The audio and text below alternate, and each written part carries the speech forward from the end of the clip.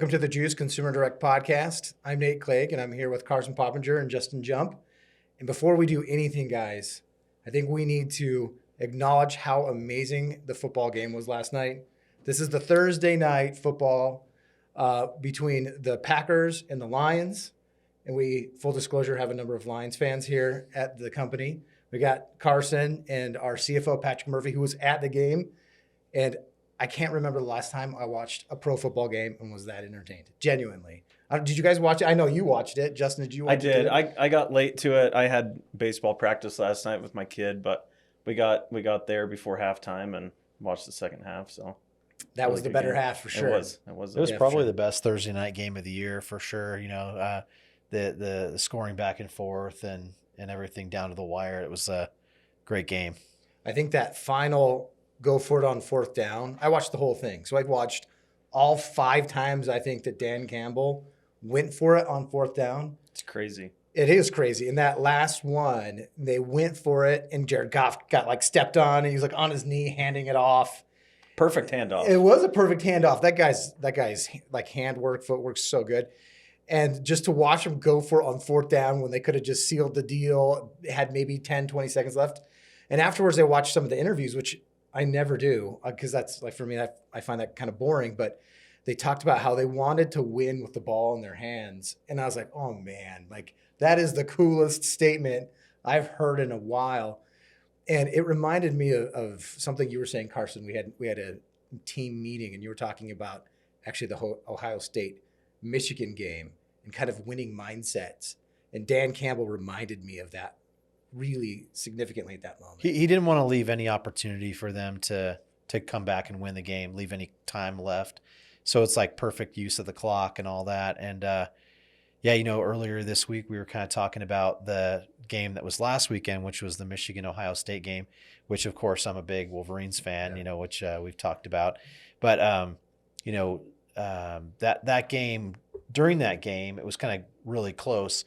And one of my friends texted me and said, you know, it doesn't seem like anybody really wants to win this game, you know, because it was just going back and forth. But when you think about it, one team had the clear advantage with talent and ability. Ohio State is just completely stacked. Michigan, rebuild year. They don't have the talent that Ohio State had, right? But the grit and the trench war that happened, you know, they really held it together and made it happen. And so, yeah, the dynamics of what was happening there, you know, you talk about like playing to win versus playing it safe and trying not to lose. That's kind of what Ohio State was doing. And like, you know, when you analyze what was happening, a lot of the Ohio State fans are really frustrated because they weren't using their weapons, they weren't using their play calling. And you got to trust your talent, right? Like you have that much skill, and you're playing it safe. Like why do that? Well, I'm sure you guys have had similar experiences, but I've been at companies who are playing it safe. They're not trying to really win. They're just trying to make sure everything happens and stays together. And it's a different dynamic, right? And it's kind of like what you said, Justin. You got to, trust your talent. And we were making analogies in this meeting that really hit home. That was one of our better meetings because that's kind of what started it off. Is like, hey, what are we going to do this next year to play to win? You know, what are going to be the things that we're really going to push ourselves beyond? And I feel like we did a good job with that this year. I mean, we have a bunch of highlights from this year that were really good. There's times when, like, you know, if you play it safe, there's going to be things that will happen that negatively impact the business, and those things are going to happen, and you don't know maybe what they are or when they're going to happen. So, like, if you're playing it safe, your only risk is downside, right? Or you're mostly concerned about downside. Where if you're looking to win and playing to win, you're going to have those gains that like will offset whatever bad things might happen or come your way, negative impacts of the, you know, it could be economic, it could be, you know, in your industry. And this last year, as we looked at like our year-end recap, we lost a couple of significant clients. You know, we had a couple of significant clients that they decided to do it internally, you know, do their business, handle the business internally, or maybe go a different direction with that. And that impacted us. However, in the grand scheme of things this year, we had a number of things, big wins that offset that in a big way. And we're finishing the year. It's a record year. We had a record November. We, revenue and then when you look at like all the technology investments that we did this year, there was a number of technology investments where we automated all of our agent commission, which is a kind of very complicated process because everyone's on different commission programs and everything like that. That's all automated now. We built some chat features into our system that our agents can use chat to interact with our clients' customers. We've been dabbling with AI. We built an AI platform. We've got an inbound AI agent that we built. So number of technology investments that are going to help us propel us forward next year, but we're still finishing the year, record year. So yeah, it's been a great year. Well, and to go along with that, what you mentioned, losing some partners and whatnot, like, yeah, it hurts, but at the same time, we're doing things to improve our processes and our systems to retain those partners.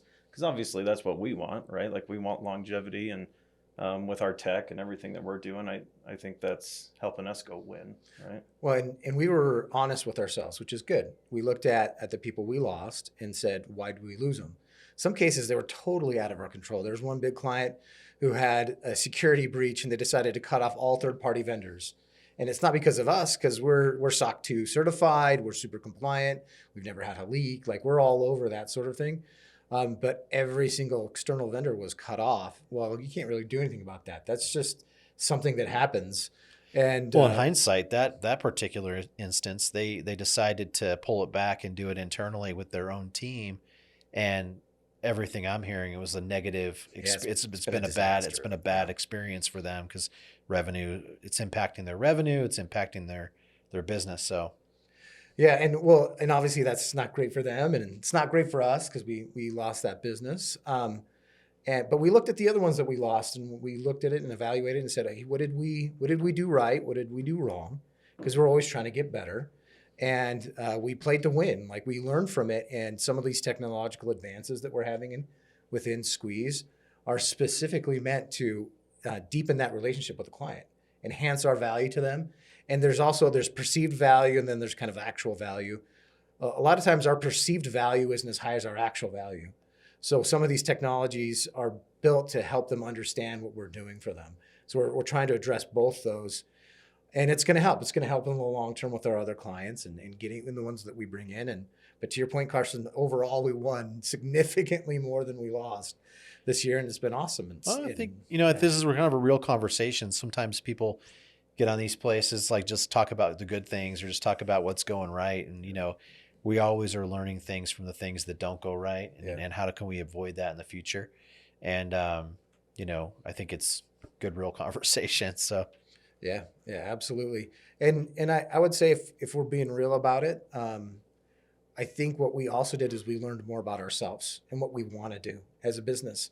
Like we made the decision this year, and you really pushed this, Carson, that, hey, we're not going to just throw spaghetti on the wall. What you'd always say and see what sticks. It's, hey, this is what we do and this is what we do well. And if we add on to it, it's going to be adjacent to what we're already doing. And we learned that ourselves this year because we brought on business that we didn't like, that caused us to rest, that we weren't prepared for, or that we're not experts in. We haven't paid the price to be experts in it. And that's been a big thing for us this year in our success. We've kind of been swimming upstream since we began, like going, we started taking on any kind of business that we could get. Like, oh, you need some services. We do this. We provide these services. We could provide that for you. And it's like, maybe we make a couple bucks here, a couple bucks there. And then, maybe we can help them grow their business. But over time, we've been really going upstream and getting bigger and bigger brands and companies. And we really have our sights on where we want to be and the types of clients that we want to have and the brands that we want to work with and represent. And that's really what we're going after now. And we'll do that because we can invest in getting the right accounts where we can really drive the most value for them and receive the most value in return. So. Yeah, absolutely. Well, that makes me curious a little bit. And we've talked a teeny bit on the podcast about the beginning of Squeeze. And Justin and I are kind of the latest. We're still the new guys, even though we've been here for more than a year and a half. But so Squeeze has been around for a while. What has created this sort of culture that we have, this winning mindset? this constantly improving, constantly swimming upstream, because that takes effort, right? You describe it, and I'm feeling tired just thinking about it, right? But what kind of created that dynamic early on? Well, you see, like, the team that we have here today, you guys, we got Jacob on here, we've got Justin, Nate, and you've met a lot of our team members. We've got a great team of great people. It hasn't always been that way. We've been able to like add people as we've gone and grown, and help. That's helping fuel us ahead into the future. So you guys are a huge part of that. Going back to the day, it was just me and a couple guys. We were in my basement, really. I worked in a company, and the function that I was sort of tasked with was, hey, we have 10,000 leads a week that we're buying, that we're generating, that we're giving to our 500 salespeople, that they're outbound calling, and they're trying to get them on the phone and convert them into sales. And we have a backlog of like 3 million records in our database, and 95% of all of our sales that happen in the first 4 weeks of the lead being generated. So that lead comes in this week, it's either going to buy in the next 4 weeks or it won't, and then it goes into the wood pile, kind of, so to speak. And so I was tasked with building a process where we remarket to those records and get them back to the sales team and help close more sales. And it was sort of like a trash to treasure kind of situation.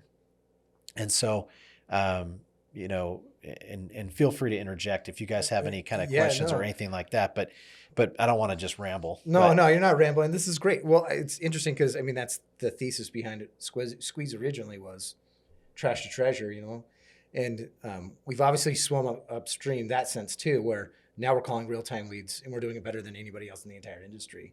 Yeah, absolutely. Yeah, we started with just, hey, give us your leads that you haven't converted, and we'll see if we can pull out of those for you. And we'll also do it on a performance basis. So going back to like that, the time that I was working with that company, we took their old data and we turned it into 20 million a year in additional sales. I was going to ask, how much was it? 20 million is a lot. Yeah, it was an additional lift for the company, and it became, initially they were like, wow, this is driving the business forward, and we're taking our inventory of our data that we haven't converted and we're turning it into new sales. And I really liked what we were doing with that, but I wanted to work in some other industries and verticals. And so I thought, hey, maybe there's a way that we can turn this function into like a business service, and we'll do it in a way where we only charge for the opportunities that we create. So we do it completely on a performance basis. So we started Squeeze in 2009, and it took a long time to get our first account and first company to work with us. It was a tax company out of Jacksonville, Florida, that began working with us. And we worked with them for 7 years after they came on. A great first client for us. And we just slowly started adding different accounts and different verticals. Mortgage came around, and we scaled that. What was your initial vision with Squeeze whenever you started it compared to what it is today? It's pretty close to like what, I'll say that we have, I guess, that's a good question, making me think. But when we first started, I thought, hey, we're going to be doing email marketing, we're going to be doing SMS, we're going to be doing direct mail, we're going to be doing all these different functions. So in that sense, we started with that like multi-channel kind of approach, but kind of where we've ended up is our core competency and our best results that we drive. I think the most results that we've driven in any channel has been over the phone. And so that's really where we've gravitated toward and focus on. We still do SMS and we do some different things like that we integrate, but nothing beats the outbound call. If you look at our function within lead generation, the industry that we're in requires a certain amount of basically a ticket item on that either service or product that you're selling. It has to be high enough to validate all this effort, right? And in order for it to have that higher ticket dollar amount, think at least $1,000 a year of value, at least, right? Mm-hmm. In order to have that's typically conversation. Mm-hmm. You're not going to spend what is going to be $1,000 unless you're going to talk to somebody, usually. There's some things that you might do online, like some insurances and things where you won't talk to that person. But for the most part, the things that we do in home services, whether you're going to remodel your home or if you're going to do a pretty extensive life insurance policy or any of these different products and services, definitely a mortgage is a big one that we do a lot of. If you're going to have a mortgage, you're typically going to want to talk to somebody, right? Yeah. So if you're going to refinance. And that's why I think the phone works so well for what we do, because eventually it's going to have to be a phone call, which means somebody's going to have to get that consumer on that phone and have that conversation start for it Yeah, to work. when you think about like the companies that we work with in mortgage, they are consumer direct. We support the consumer direct mortgage companies that are out there and their consumer direct operations. There's a lot of companies that don't do any consumer direct. And when you look at the actual total number of loan officers out there, there's like, I don't know, 100,000 or something like that licensed loan officers in the country. Well, Rocket Mortgage has like three or 4,000 loan officers. Loan Depot has 3 or 4,000 loan officers. A lot of the transactions that are happening are still face to face. They're relationships. They're those, the loan officer that is closing 3-4 loans a month. Well, the companies we're supporting, those loan officers are closing like 50 loans a month, 100 loans a month. And it's a little bit of a different animal, but there's companies that are trying to completely automate that loan process, that origination process, and just have it online. But when you look at the sheer number of originations that happen, a lot of them are still like boots on the ground, loan officers that are working relationships locally. They're generating those inquiries, and they're closing a couple loans a month. And that's because it's a people business. Yeah. You have to. I don't think I'd ever go get a loan and apply for that online and trust that process. I think I'd have to be in person talking to somebody about that. Is that the problem? Is capacity? Businesses just don't have the people to handle that for them, and that's why they're. Yeah, well, I think that's part of it, and that costs money. To start a call center is expensive. It takes time. It takes a lot of revenue to be able to validate that, and then you're going to make mistakes, and you're going to pay a price to learn and grow. And then on top of that, you have to actually get them in there. You have to find people willing to actually work for you and feel comfortable with you. So that's a very good point, Justin. That these companies they can't experience that sort of scale. So some of these bigger ones can. They can afford to have a call center, but even then, you got to keep that person busy, and that's why they use us, because we keep them busy. Their revenue per hour skyrockets when they use somebody like us to get that front part of that call going, get that person on the phone, get it over to somebody. Because you don't want like a mortgage officer who's more expensive, more experienced, or an insurance agent. You want them busy. You want them talking to people, and you want them closing deals. Like Carson said, 50 versus 4. I mean, that's a huge delta. And that exists because of companies like us and some other things that they're doing in the lead buying space, just getting the people on the phone. It's a combination of like people, technology. There's the people aspect of it, like you talked about. You got to have people involved to do this. You have to have the technology to handle it. But then there's also a lot of processes and secret sauce that goes into making sure that technology is working correctly. Because, as many people know that have implemented Salesforce, you can go buy Salesforce, but you're going to have to implement it within your business. And there's a lot of business processes and everything that are specific to your business that Salesforce isn't going to help you with off the shelf. You've got to integrate it. You've got to pay for some consulting and things like that to really like make sure it's working well for your business. What we're doing is really no different. A lot of times maybe the assumption is that it's easier than it really is. There's a lot of call cadence stuff that you're working on. There's scripting.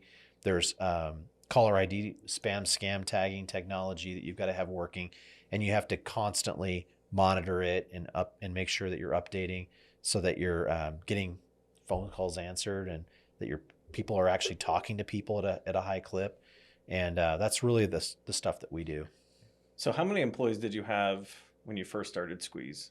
Because now we got 400. But curious. Oh, when we started, it was just me and a couple of guys that I was working on starting the business with. Like we originally started March of 2009 in my basement of my house, and we set up like a little folding table, and we were just trying to like outbound call. We were like, everybody come, to my basement, and we'd work there 9 to 5 pretty much. And after about a month or two, I'm like, you know what? This is just getting a little weird with like my family's here, and like we want to grow and have like, we may want to have somebody come visit us. So we found a little office in Orem, Utah, which is not far from our current office today. And we found a little basement office that was like $300 a month, and it had a lobby and 2 offices. And we went and we set up our desks in there, and we worked there for about a year. And we actually, almost had someone come that we want to come to your office and visit you. And we were like, we can't have them come Yeah, here. you don't come into my This basement is too office. small, this little basement office in Orem. But we ended up meeting them somewhere for lunch, I think. And it was actually the guy that was running marketing for Rich Dad, Poor Dad coaching cool. program.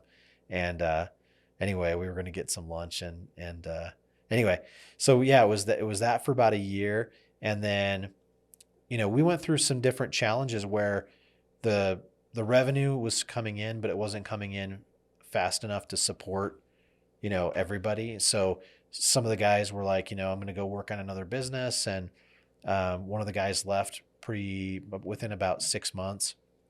He decided to go do sales for another company, and he left. And then it was just another guy and I, and we worked on that for about another year. And then he didn't really have the passion or desire to have a lot of employees. And I knew that like, if this was ever going to go anywhere, we'd have to have a lot of employees. And he was like, yeah, that's not really something that I'm excited about, like having a bunch of people to manage and work with. And I'm like, well, that's kind of where it's heading. And so he's like, I'm going to go do some video production stuff and work from home and be with my kids. And that's really the path that he took. And at that point, it was just myself. And I didn't have my own call center. I worked with a call center out of South Africa, and they were down in Cape Town. And I would get the data and I'd feed it to them, and they made the outbound calls, and I'd sort of manage the client relationship. And then over time, I realized that I didn't have control over what was happening in the center. And if there was a problem, I was just sort of relying on what they were telling me. And it's really hard to diagnose problems and make adjustments and improve. Especially when they're offshore, right? Yeah. South Africa is not close. No. So it's hard to know what's happening over there for sure. Yeah. And like they had all kinds of interesting challenges there where it seemed like staffing was always a problem. Like people didn't come to work and things like that. And that was really one of the primary issues that we ran into. And so anyway, it was in late 2011 when I started my own center in American Fork. And we had a small office in a lower level of an office building that was a friend of mine's previous company headquarters that he ran, and he had some remnant space. And I had picked that up, and we put 20 cubicles in there. And we were very scrappy. It was completely bootstrapped, no funding, no money. So we ended up finding a company that was shrinking, and they were going out of business. And they had a storage unit with 20 or 30 cubicles. And I was like, I'll take them, and they were free. You gotta bang the mice out of them, or whatever. Yeah. We went and raided the storage unit and took all the stuff. And we ended up having 30 desks, and we got some similar chairs and things like that. And one of the funny things that happened, there was a moment where we had this sort of it was okay furniture. The cubicles were 3 feet wide and 6 feet tall. It was it wasn't the ideal setup. Yeah, not for a call center. No, so big thing. So. Yeah, so they're these tall walls and really narrow cubes, and I didn't love this setup, but it was free, and we had it, we owned it all, right? And a company in the same building, they were expanding quickly, and they were doing SEO marketing stuff, and they were hiring like crazy, and they were obviously in the money. Because one day they had all these new chairs delivered, and there were boxes of chairs, new office chairs, stacked up to the ceiling that were just everywhere because they'd gotten hundreds of these new chairs.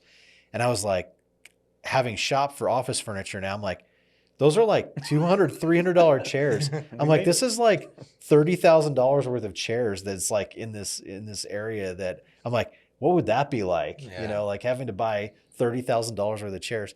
Anyway, fast forward, that's kind of where we came from. And, it was always do what we can with what we've got and grow little by little and invest back in the business and try to make sure we have a good environment with good equipment, facilities. And as over time, we've been able to do that. Now, if I'm going to go buy furniture, I still wouldn't buy new furniture today. I've got relationships with some people where, there may be an office in Dallas, Texas that's shrinking, and they've got 200 workstations that are all practically new, and I can buy them for a quarter of the price of what the new stuff would be.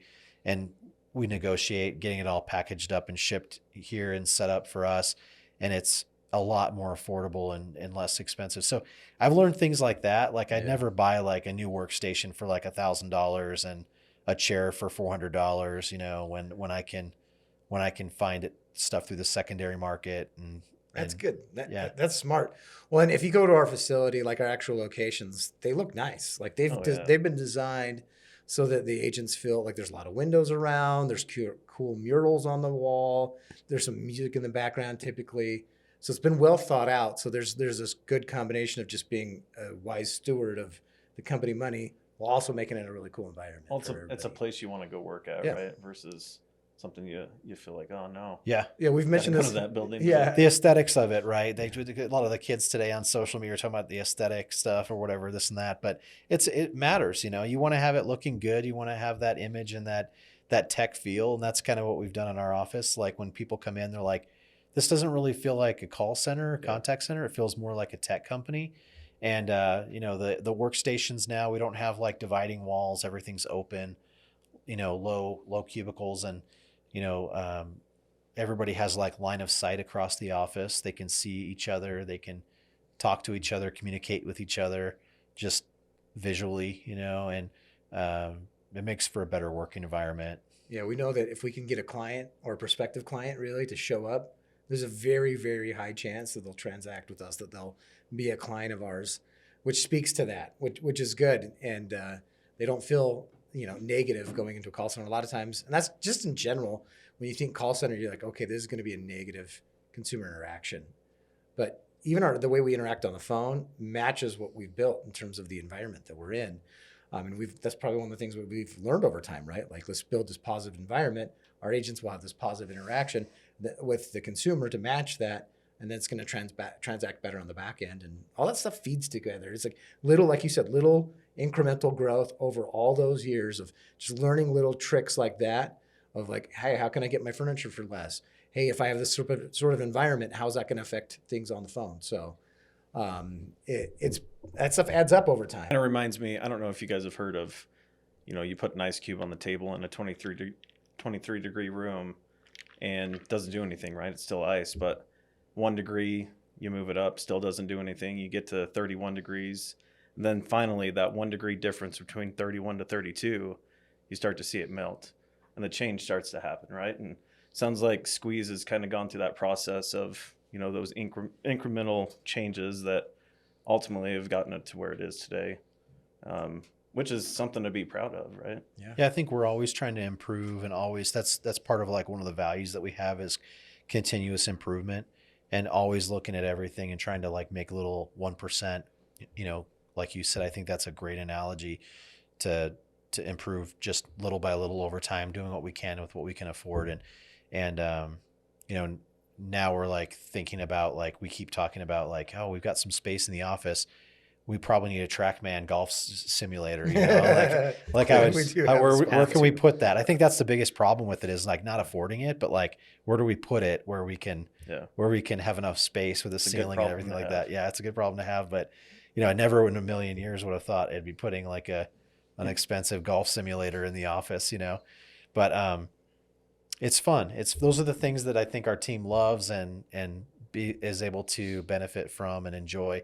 One thing that we're really big on with our people is, and this has been sort of our principle for at least, 6 or 8 years, is when people come in the door as a new hire, we want them to look around and be able to say, you know what, like, I could probably make some friends here, like I can identify with these folks and I feel comfortable here, and I want to get to I'm going to make a lot of friends here. And that's really what we've experienced. We've had a number of friendships that have been formed out of this, where people get together and do things after work, and also relationships. We've had some people get married. Yeah, we have some marriages coming out of Squeeze, I'm pretty sure. Our Rexburg office is like a little, it's a little Rexburg office, and up in Idaho, there's been a lot of, when I go up there, it's like how many people are getting married, it's kind of wild. But it's fun to see that, because you get a lot of people together that are similar, have similar goals and interests and things like that. And it really, it shows in the performance and the culture and the vibe, I guess, of the whole facility, right? Well, and I know we've mentioned this, but rehires, like, it amazes me to see how often people come back. Yeah. Like I don't know if I would go back to a previous job, but it seems Not like really. Not usually. it seems like our rehire percentage is so high that I'm like, what is going on here? And it has to be due to the culture that they come into every day. Like, I don't know what else to Yeah. equate it to. Well, and I think the premise of Squeeze started off right. And this is why I think that from the beginning, you wanted it to be performance based. And that's really the crux of everything that is Squeeze. We're performance based. That means our business is aligned with your business. And because it's aligned with your business, we're going to do whatever it takes to get better, because as we improve, we experience the good parts of improvement. And that's just, it cast this at the very beginning of this business is always going to get better. It's always going to improve.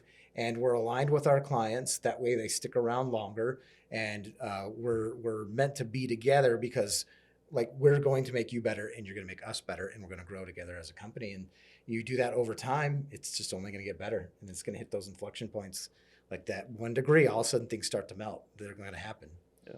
Yeah, we had just the other day, I was talking with a friend of ours who their daughter came to work with us, and she was initially like didn't have any experience talking on the phone or having conversations with people.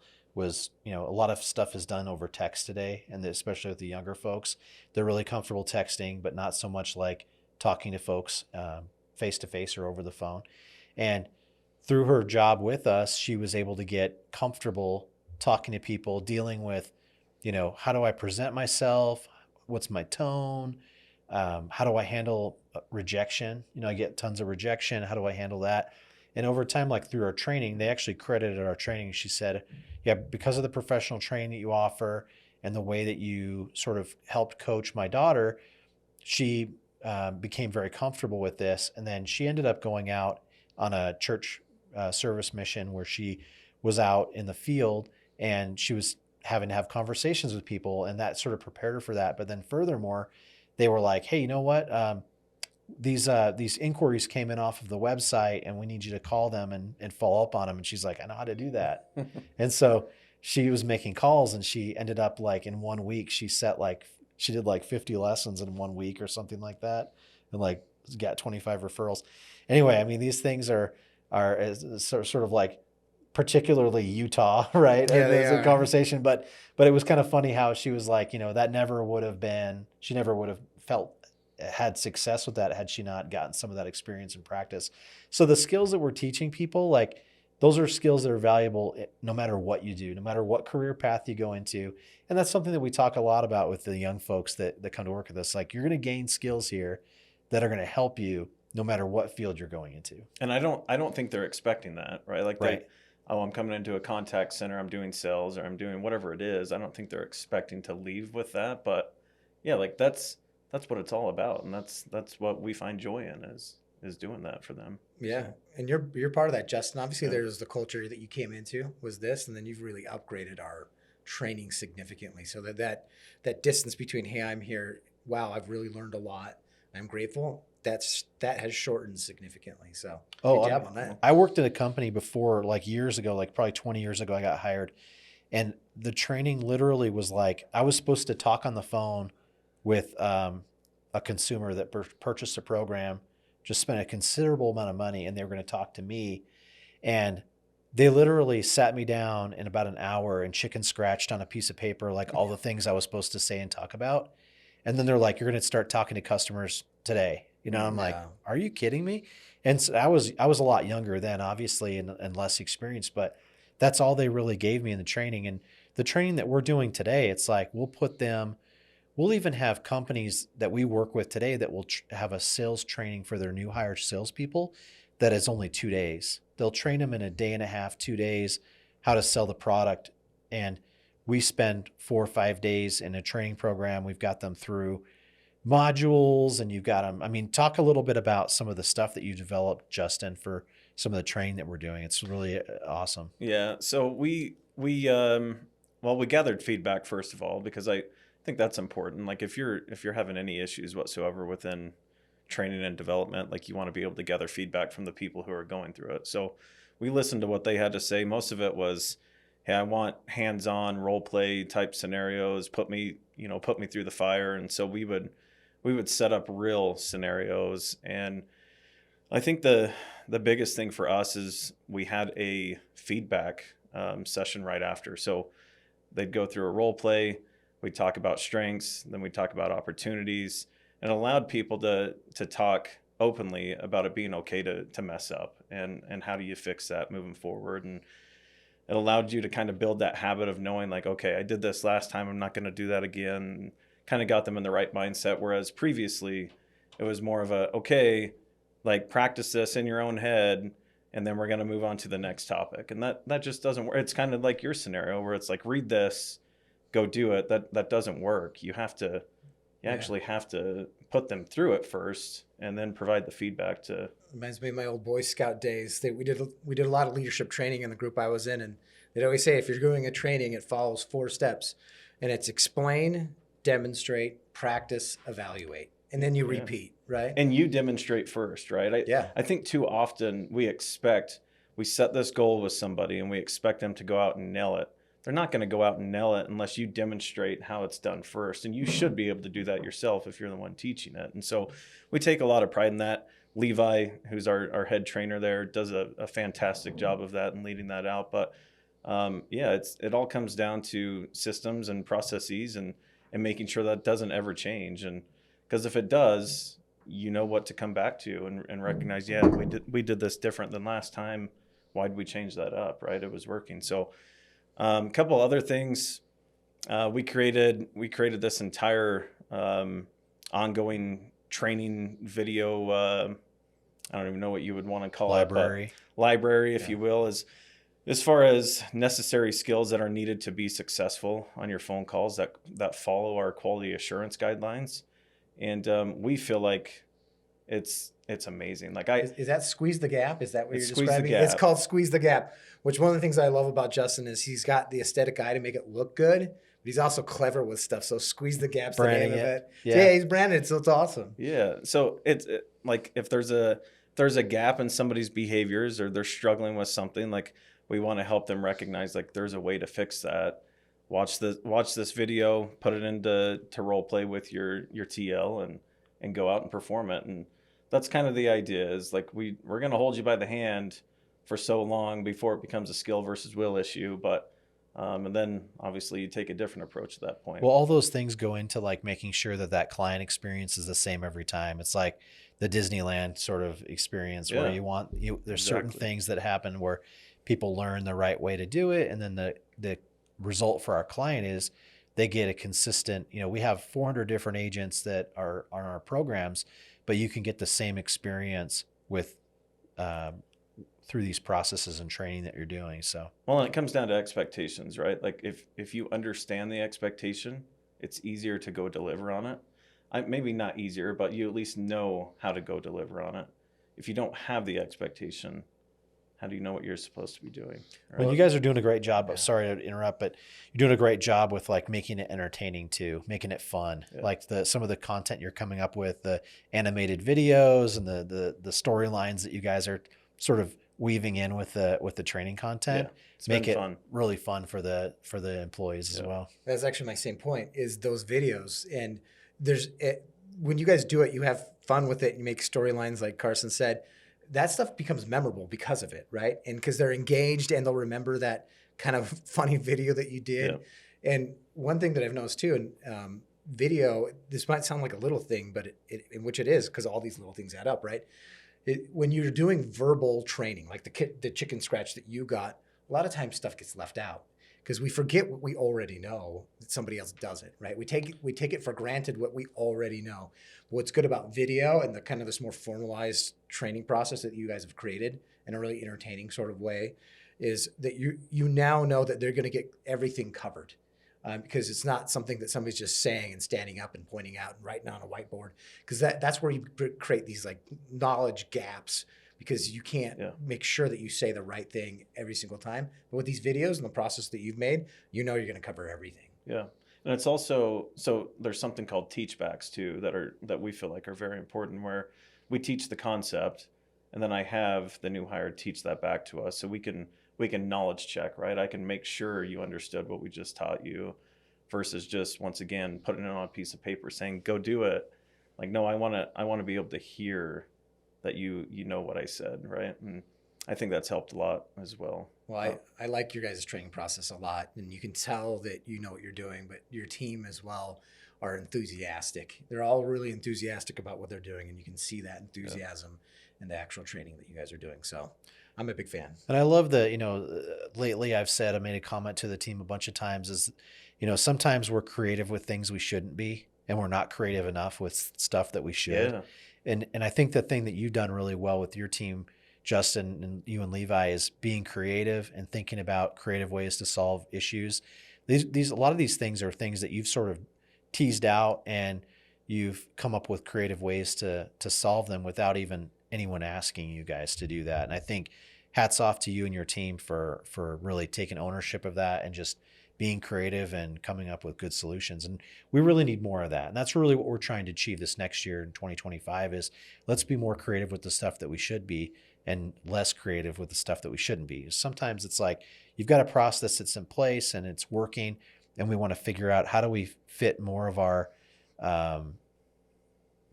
new business or client relationships or maybe whatever it is into our reporting, into our systems that we have that we know are working, that have significant, consistent success.